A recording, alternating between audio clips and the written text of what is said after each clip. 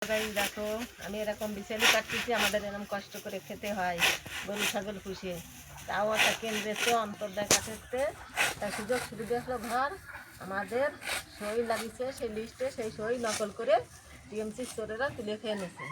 এবার একটা টিএমসির দালাল সে আমার বাড়ি আসছে, আমি এরকম বিছালি কাটছি, তা বলছে কি যে এই তুই আমাদের নামে কী করে বেড়াচ্ছে। আমি বলেছি তোমাদের নামে আমি কিছু বলিনি, আমার তো কেন্দ্রেতে ঘরের ছিল, আমার তো একটা ঘরের ছিল পঞ্চায়েতে, আমি পঞ্চায়েতে দৌড়াদৌড়ি করছি, তা আমি তোমাদের নামে কী বলবো, তোমরা তোমার বাড়ি এসছো।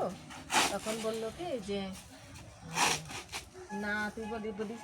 আমি আবার ওকে মেম্বারে ফোন করলো, ফোন করলে কাছে দেখো কী পাই। এবার মেম্বার কাছে ফোন দিলো আমার কাছে, সেই নেতা সেই মেম্বার কাছে এই তুই আমাকে নামে কী করে বেড়াচ্ছি। আমি বলছি তোকে নামে কিছু করে বেড়াচ্ছি না, আমার পঞ্চায়েতে থেকেছে, কিন্তু আমার ঘরটা এরা তুলে খেয়ে এনেছে নকল সই করে অন্তর্দায় কাঠের থেকে।